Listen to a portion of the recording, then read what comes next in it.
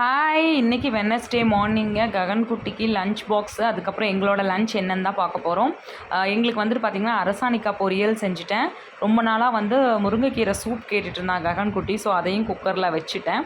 எங்களுக்கு லஞ்சுக்கு வந்து பார்த்திங்கன்னா முருங்கைக்கீரை துவையல் தான். இன்றைக்கி ஒரே ஹெல்த்தியான லஞ்ச் தாங்க.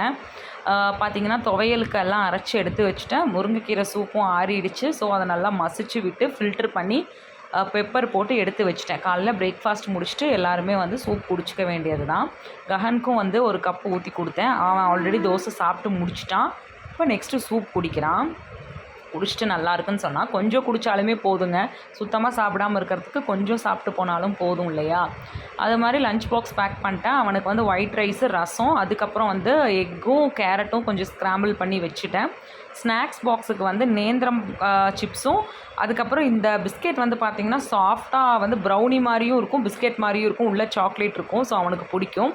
எல்லாம் பேக் பண்ணி கொடுத்தாச்சு. ககனோட பேகு பாருங்கள் எவ்வளோ பெருசு இருக்குன்னு சொல்லிட்டு, அவனோட பெருசாக. ககன் இன்றைக்கி அழுகாமல் ஸ்கூலுக்கு போயிட்டான். நம்ம வீடியோ பிடிச்சா லைக் பண்ணுங்கள், ஷேர் பண்ணுங்கள், கமெண்ட் பண்ணுங்கள், சப்ஸ்கிரைப் பண்ணுங்கள். தேங்க்யூ.